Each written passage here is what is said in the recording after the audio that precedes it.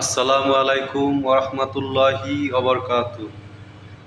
মতিউর রহমান, মাহফুজা নাম, চিন্ময় দাস, এরা তিনজন একই গোয়ালের গরু।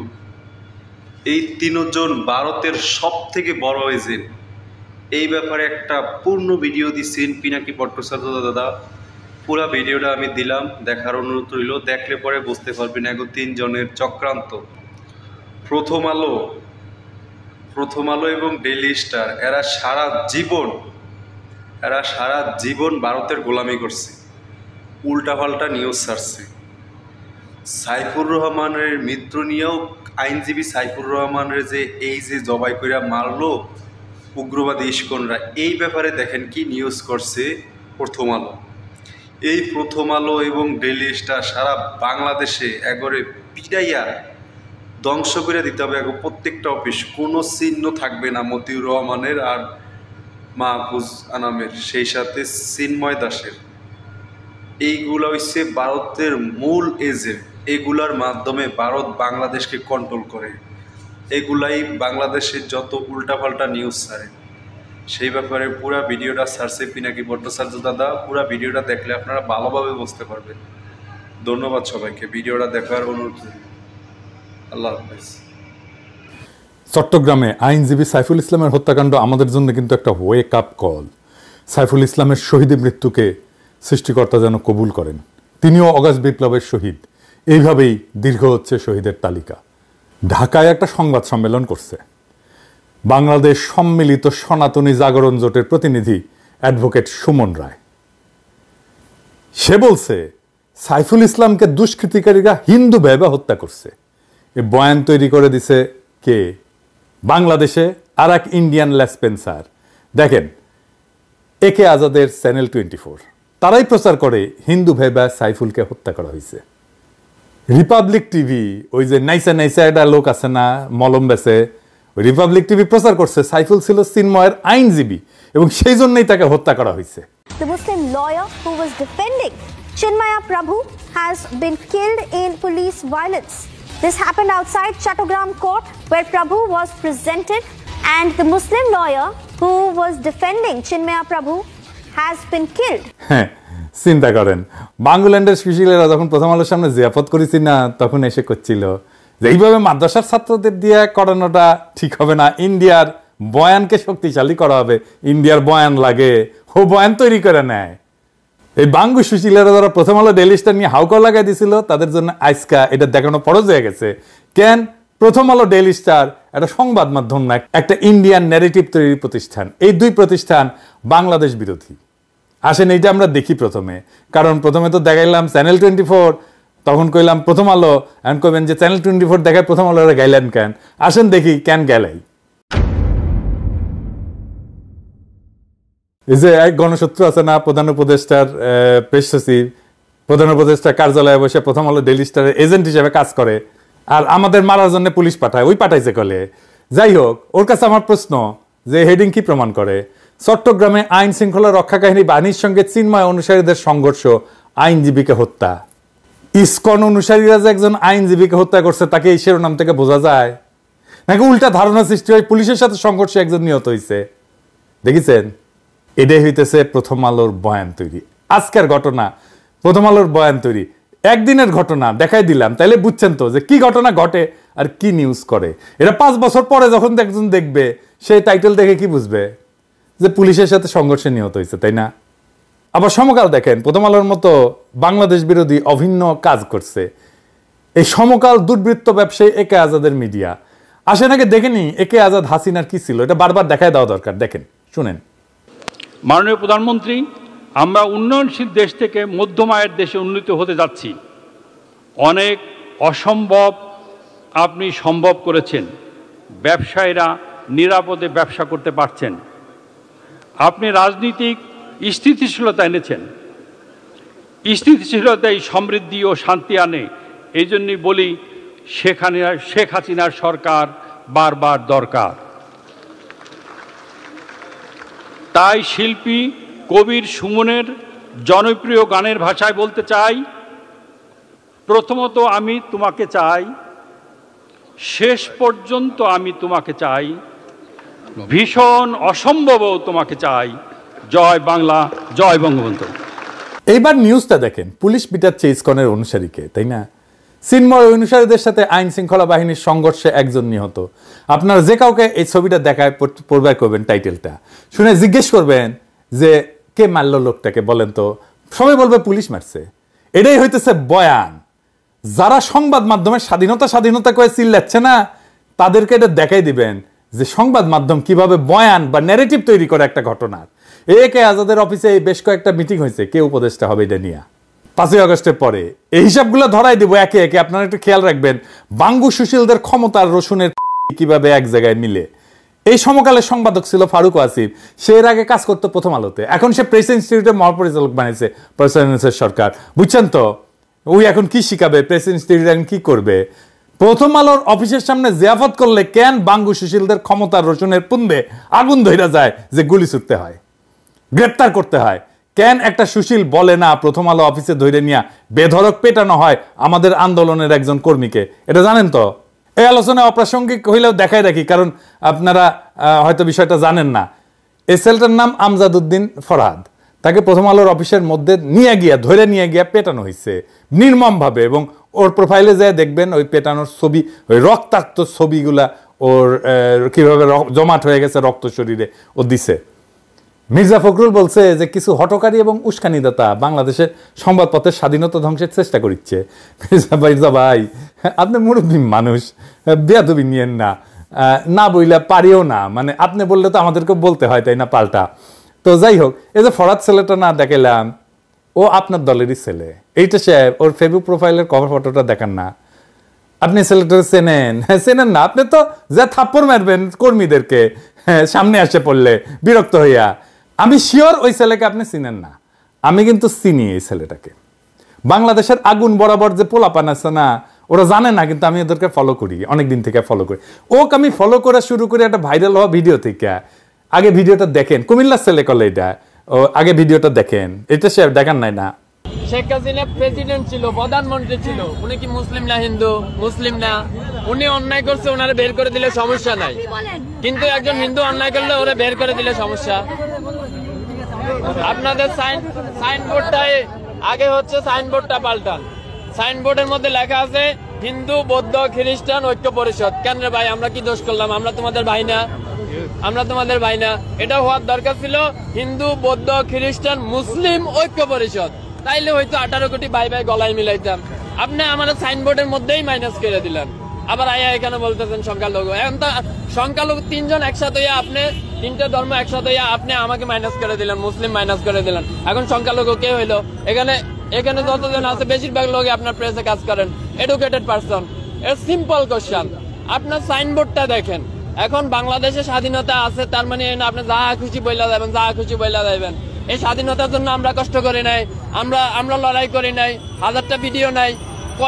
কয়জন সংখ্যালঘুর উপরে নির্যাতন হয়েছে দেখান তো? 100 জন, 1000 জন মুসলিমের বাইর করে দেওয়া হয়েছে, সবগুলো আওয়ামী লীগের এমপি মন্ত্রী। আমি নাম ধরে বলতে পারবো। আশা করি জবাব পেয়ে গেছেন মির্জা ভাই। আমরা সংবাদপত্রের স্বাধীনতা ধ্বংস করতে নামছি কিনা জানি না, তবে আপনার দলের এই সম্ভাবনাময় ছেলেগুলার স্বপ্ন আকাঙ্ক্ষা যে আপনি নিজের হাতে ধ্বংস করতেছেন সেটা স্পষ্ট। এরা কলে অন্য রাজনৈতিক শক্তি খুঁজে নেবে যারা তার আকাঙ্ক্ষা এবং স্বপ্নকে পূরণ করবে।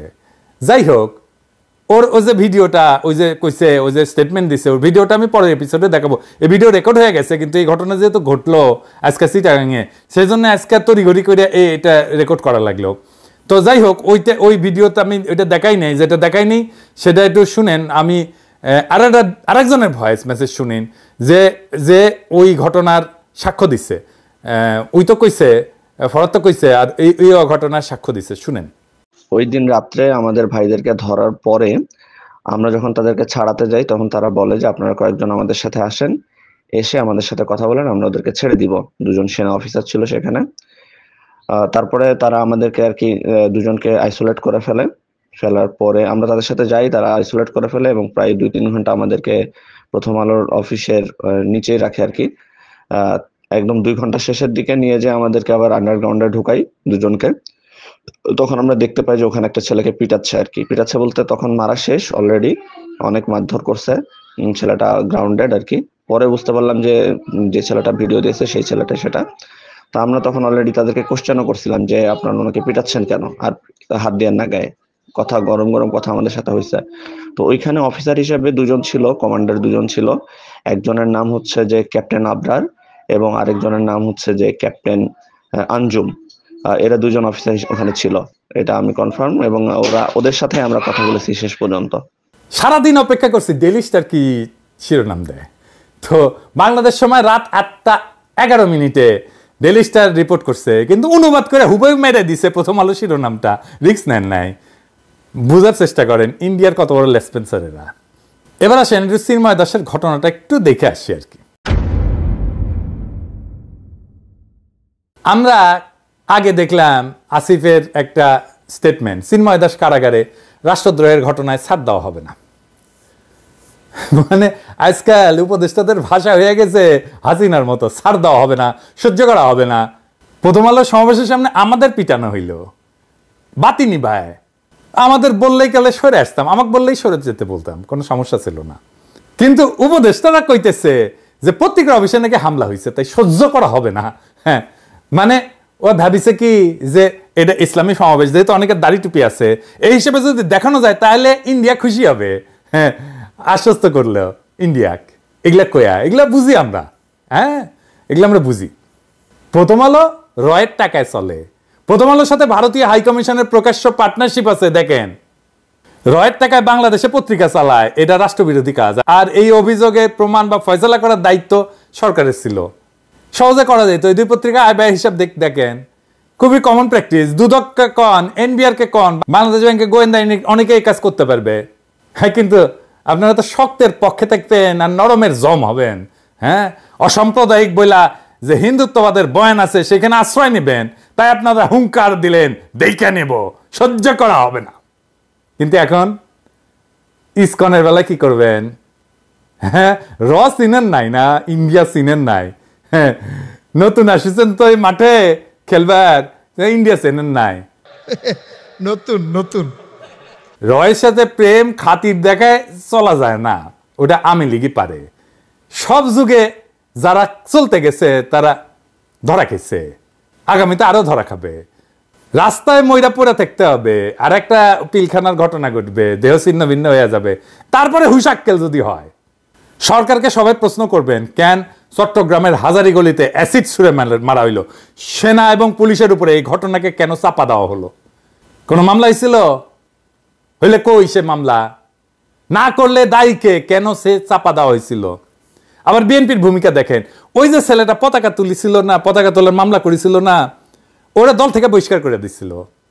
আর এই সরকার চিন্ময়কে ধরলো কি পতাকা তোলার মামলাতে গ্রেপ্তার দেখাইছে। কি মজা দেখছেন? হ্যাঁ, বিএনপি তারে বহিষ্কার করলো, বিএনপির লোক, আর এই উপদেষ্টারা ওরে ধরলো।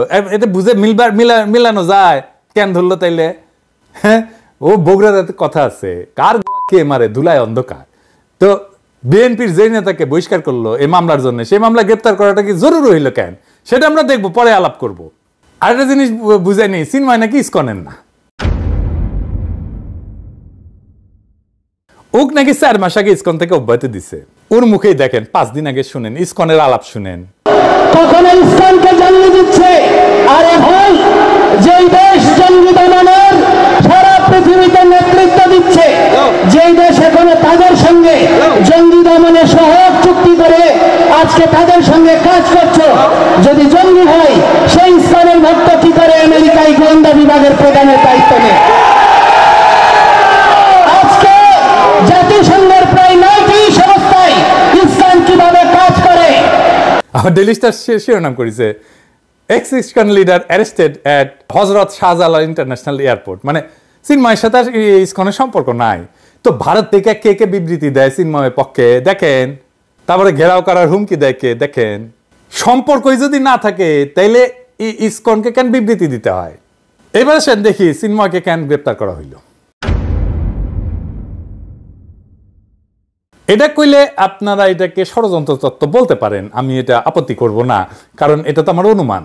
হ্যাঁ, কিন্তু দেখবেন আমি যেটা বলবো যে তত্ত্বের এটা মেরিট আছে, আমি মিলাই দেবো, আপনারাও দেখবেন মিলে যাবে আর কি। প্রথম আলো ডেইলি স্টারের সামনে আমাদের পিটায় ভাবিছিল যে আমাদের হটাই দিয়ে আমাদের সাইজ করে দিবে। দেখবেন যে কেউ যখন মাইর খায় তার পক্ষে যদি কেউ না দাঁড়ায় এবং সাথে সাথে যদি ওই ভিকটিমকে দোষী সাব্যস্ত করা যায়, তাইলে ভিকটিম সবার সিম্প্যাথি পায় না। ভিকটিমকে তাই দোষারোপ শুরু করতে হয়, যে মারে সেই দোষারোপ করে ভিকটিমকে, ওর জন্যই হয়েছে, ওই আসল দোষী। তাই করেছিল, আমার বিরুদ্ধে ক্যাম্পেইন শুরু করলো পুরা প্রগতিশীল গ্রুপ, সাথে যোগ দিল দুই একটা সমন্বয়ক, এমনকি মাহফুজ লিখলো উন্মাদ নাকি হয়ে গেছে অনেকে ক্ষমতার ভাগ না পেইয়া। নাম করেনি আমার নাম না নিয়ে বলছে, যারা নাম নিয়ে বলছে তারা পাবলিকের বাম মুখাইয়া সোজা হয়ে গেছে একেবারে। বুঝবারই পারিনি ক্ষমতা কাক কয় আর কি।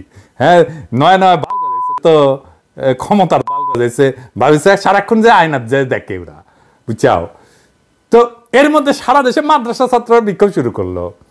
শুনি আর কি কে যে এই ছাত্র নেতারাই নাকি কয় আর কি যে বাংলাদেশের আলেমোলাদের পিঠে নাকি সাইজ করে দিবি ওরা। শুনি আর কি, সত্য মিথ্যা জানি না। প্রথম আলোর অফিসে হইলো হামলা, আর হেফাজত বিবৃতি দিয়া শক্ত অবস্থান নিল। ভিডিও বাইরে হইল প্রথম আলোর অফিসে ছাত্রদের নির্যাতন করা হয়েছে। ডেইলি স্টারের সাংবাদিক উল্লাস করলো আমাদের মাইট খাওয়ায়। সে বললো উপদেষ্টারা আমারা বানাই, দেখেন এটা সাহেব দেখান। আর ক্যাঙ্কা করে উল্লাস করেছিল, দেখান ডেইলি স্টারের মাল। আওয়ামী লীগ উৎসব করলো, দেখেন অমির রহমান পিয়াল কে উৎসব করলো। প্রথম আলো ভিকটিম কার্ড খেলা বিপজ্জনক হয়ে গেল, পুরা গেম গেল প্রথম আলোর হাতের বাইরে। এখন তার একটা এসকেপ রুট লিখিত, সেটা হইলে চিন্ময়কে গ্রেপ্তার করা। এই সময় গ্রেপ্তার করার কোনো বাস্তবসম্মত কারণ ছিল না তো।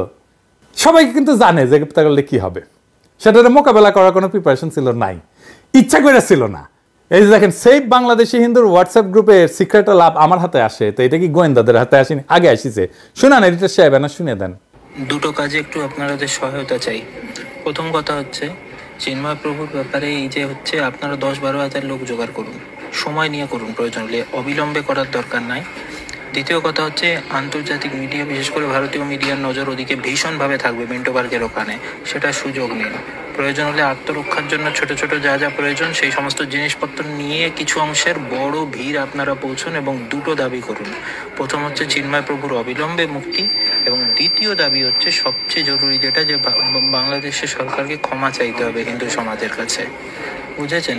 এই দুটো আপনারা দাবি করুন এবং বড় ভিড় নিয়ে এখানে ঘেরাও করুন এবং আন্তর্জাতিক মিডিয়া রাখুন, প্রচুর নিজেদের ক্যামেরা রাখুন, যেন কিছু করলে পরে হাজারি গলির মতন পরিস্থিতি আর না হয়। শুনেছেন, পরিকল্পনা এসেছে ইন্ডিয়া থেকে, মেটিকুলাস প্ল্যান করে সাইফুলকে খুন করা হয়েছে, বলা হয়েছে অস্ত্র নিয়ে যাইতে হবে। শুনেছেন তো, আবার শুনান এডিটর সাহেব ওই জায়গাটা।